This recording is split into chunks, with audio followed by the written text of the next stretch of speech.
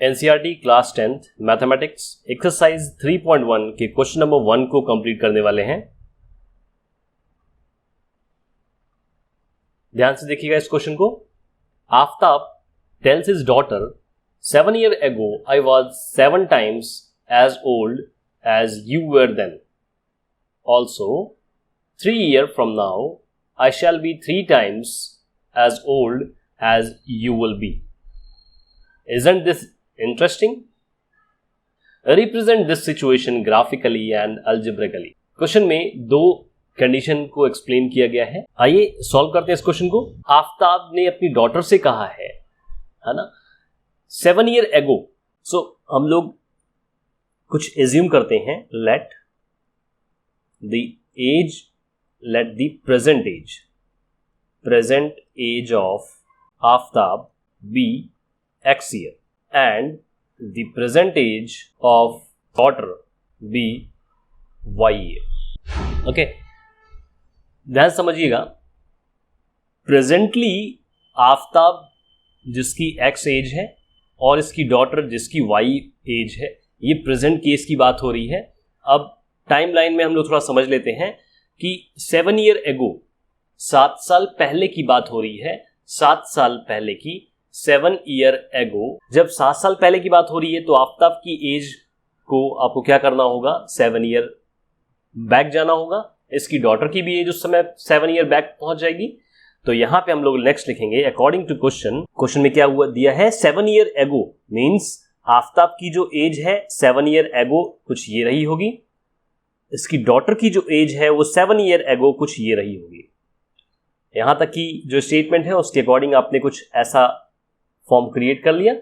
Then आगे statement में क्या कह रहे हैं, I was 7 times as old as you were then. क्या मतलब हुआ कि जो डॉटर है उसका 7 times, उसकी एज का 7 times 7 साल पहले उसकी फादर की एज होती है, आफ्ताब की एज होती है।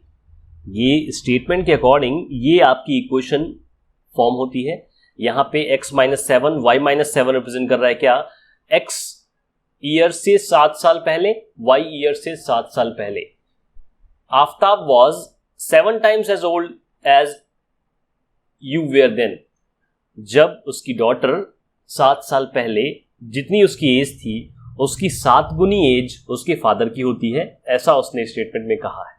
पहला स्टेटमेंट से आपका रिलेशन कुछ ऐसा बनता है। इसको थोड़ा सा सिंप्लीफाई कर लेते हैं कुछ इस तरीके से। 7 को अंदर मल्टीप्लाई कर लेंगे, 7y - 49 एंड x - 7y को इधर ले आएंगे तो ये हो जाएगा 7y = -49। ये प्लस हो जाएगा जब इक्वल्स टू के इधर मूव करेंगे, सॉरी 7 होगा यहाँ पे 7। ओके, इसको थोड़ा सा और सिंप्लीफाई कर लेते हैं। x - 7y that is -42। ये आपकी इक्वेशन नंबर 1 बन जाती है, ये आपकी इक्वेशन नंबर 1 हो जाती है।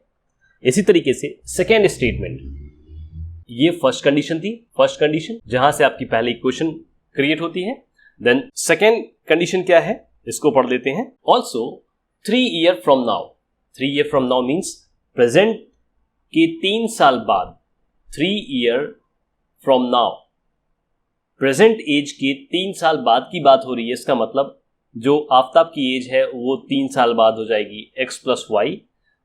आफ्ताब की डॉटर की एज 3 साल बाद y + 3 हो जाएगी, सॉरी x + y नहीं, x + 3 हो जाएगी, यहाँ पे y + 3 हो जाएगा। देन इसके बाद स्टेटमेंट में आफ्ताब कहता है कि I shall be 3 times as old as you will be. उस समय जो तुम्हारी एज होगी उसका मैं 3 गुना हो चुका होगा। कुछ ऐसा स्टेटमेंट जो आपके क्वेश्चन में दिया हुआ है उसके अकॉर्डिंग ऐसा क्वेश्चन से ऐसा इक्वेशन ड्रॉ हो जाता है। इसे थोड़ा सा सिंप्लीफाई कर लेते हैं। x + 3 इस ब्रैकेट में 3 का मल्टीप्लाई कर देंगे 3y + 9। इसको थोड़ा सा और सिंप्लीफाई कर लेते हैं। ये 3y को इधर ले आएंगे तो ये हो जाएगा -3y एंड 3 को इधर मूव कर देंगे तो हो जाएगा 9 - 3। ओके, तो इसको एक स्टैंडर्ड फॉर्म में क्रिएट करके कुछ ऐसा लिख सकते हैं। ये आपकी क्वेश्चन नंबर 2 हो जाती है। ओके, देन इसके बाद जो पार्ट था आपके क्वेश्चन में कि अलजेब्रिकली आपको इसको ड्रॉ करना था, ये दो इक्वेशन अलजेब्रिकली आप एक्सप्लेन कर लेते हैं उन स्टेटमेंट से जो आपके क्वेश्चन में दिए हुए हैं। इसके बाद सेकेंड पार्ट आपको यही इक्वेशन को यूज करके ग्राफिकली रिप्रेजेंट और करना है, तब ये क्वेश्चन आपका कंप्लीट होता है। ओके, तो ये दो इक्वेशन को ध्यान रखिए, है ना। इस दो इक्वेशन के अकॉर्डिंग हम लोग एक छोटी छोटी टेबल बना लेते हैं। कुछ इस तरीके की हम लोग टेबल बना लेते हैं। यहाँ पे x की वैल्यू लेते हैं, y मिल जाएगा, y की वैल्यू लेंगे तो x मिल जाएगा। ये टेबल नंबर 1 होगी, टेबल नंबर 1। एंड यहाँ पे एक और टेबल ड्रॉ कर लेते हैं जो रिप्रेजेंट करेगी क्वेश्चन नंबर 2 को, x एंड y। यहाँ पे टेबल नंबर ये 2, टेबल नंबर 2। ध्यान से देखिएगा, व्हेन x इक्वल्स टू 0, हम लोग सबसे पहली कंडीशन क्या रख रहे हैं, जब x की वैल्यू 0 है क्वेश्चन नंबर 1 में, x की वैल्यू 0 होगी तो ये हो जाएगा क्या, -7y is equals to 42। Minus से माइनस कैंसिल आउट हो जाएगा, 42 डिवाइड बाई 7 हो जाएगा, तो आंसर कितना आ जाएगा, 6 आ जाएगा। When y is equals to 0, second coordinate हम लोग क्रिएट करने वाले हैं। जब हम लोगों ने y की वैल्यू को 0 लिया, y की वैल्यू 0 लेते हैं तो 7 into 0 is gives you 0, so x की वैल्यू हो जाती है माइनस का 40। अच्छा, हम लोग यही ऐसा क्यों कर रहे हैं, हम लोग यहाँ पे टेबल में बहुत सारे पॉइंट्स ले सकते हैं, बहुत सारे कोऑर्डिनेट ले सकते हैं, ये डिपेंड करता है आप पे कि किस तरीके से आपके पॉइंट्स को कंसीडर कर रहे हैं। लेकिन एक बार x को 0 लेना, एक बार y को 0 लेने से जो लाइन ड्रॉ होती है वो एग्जैक्टली आपको मिल जाती है। आपको इन दो पॉइंट के थ्रू एक लाइन ड्रॉ कर लेनी है, और ये जो लाइन ड्रॉ होगी ग्राफ में वही इस इक्वेशन को रिप्रेजेंट कर रही होगी। आप चाहो तो इसमें और पॉइंट को भी इंक्रीज कर सकते हो, या 0 के बाद 1 ले सकते हो, 2 ले सकते हो, 5 ले सकते हो, 10 ले सकते हो, जैसा आपको सुटेबल लगे। इसी तरीके से यहाँ पे छोटा सा 2 वैल्यू लेते हैं। व्हेन x इक्वल्स टू 0, जब x की वैल्यू 0 होगी, देन y की वैल्यू कहाँ पे लाई करेगी, y is equals to -2 and when y is equals to 0, then x equals to what, 6। ये 2 टेबल आपने क्रिएट कर ली। इसके बाद हम लोग इसको ड्रॉ कर लेते हैं XY प्लेन में, और जैसा आप सभी जानते हैं कि XY प्लेन को ही हम लोग कार्टेशियन प्लेन भी बोलते हैं, 2D प्लेन भी बोलते हैं। और जैसे ही आप इन दोनों इक्वेशन को इस तरह की XY प्लेन में ड्रॉ कर लेंगे, आपका इक्वेशन हो जाएगा कंप्लीट। इस x प्लेन में एक x एक्सिस होती है, दूसरी y एक्सिस होती है। यहाँ पे माइनस वाले टर्म को x डैश से रिप्रेजेंट करते हैं, इधर माइनस वाले टर्म को y डैश से रिप्रेजेंट करते हैं।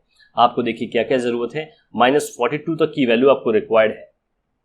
ओके, तो आप यहाँ पे जो पॉइंट ले रहे हैं वो कुछ ऐसे पॉइंट्स ले लें जिससे कि आप -42 को रिप्रेजेंट कर सके। सपोज 6 के वेरिएशन के साथ लेते हैं, 6, 12, 18, 24, इस तरीके से आप इंक्रीज कर लें ऐसे। सेम यहाँ पे 6, 12, 18, 24 इंक्रीज कर लें। अभी हमको -42 तक चलना है, मतलब यहाँ पे ध्यान दीजिएगा, यहाँ -6, -12, -18, -24, -30, देन -36, एंड इसके बाद थोड़ा सा और इसको आप इंक्रीज करेंगे -42। ये भी पॉइंट आपको चाहिए, इसलिए आप इसको इंक्रीज कर लेंगे कुछ इस तरीके से। ओके, यहाँ पे -6, -12 एंड सो ऑन। देन अब आपको पहला कोऑर्डिनेट चाहिए, when x equals to 0, then y is equals to 6। When x equals to 0, y is equals to 6, ये आपका पॉइंट हो जाएगा, ये वाला। ओके, ये पॉइंट आपका, ये पहला कोऑर्डिनेट जो है क्या, 0,6।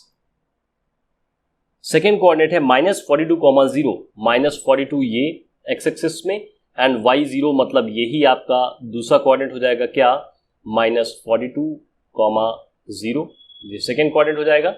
इसको आपको ड्रॉ कर देना है कुछ स्ट्रेट लाइन से इस तरीके से, और ये इक्वेशन होगी कौन सी, x - 7y is equals to -42, x - 7y is equals to -40। Okay, ये लाइन रिप्रेजेंट कर रही है इस इक्वेशन को। इसी तरीके की दूसरी लाइन आप क्रिएट कर लेंगे सेकेंड इक्वेशन से। ध्यान से देखिएगा, when x equals to 0, then y is equals to -2, when x equals to 0, then y is equals to -2, -2 कहाँ पे लाई करेगा, ये 0 से -6 के बीच में कहीं यहाँ पे लाई करेगा।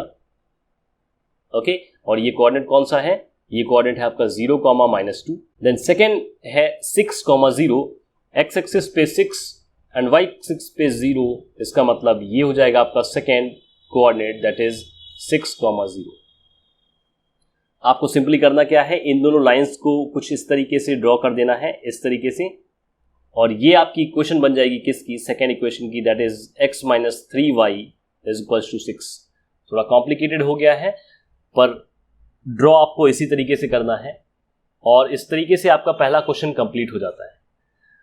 यदि इस कॉम्प्लिकेटेड फॉर्म में अगर आपको कोई चीज़ ऐसी हो जो सब समझ में ना आई हो, तो इस वीडियो के कमेंट बॉक्स के थ्रू आप मुझसे पूछ सकते हैं। Thank you for watching this video.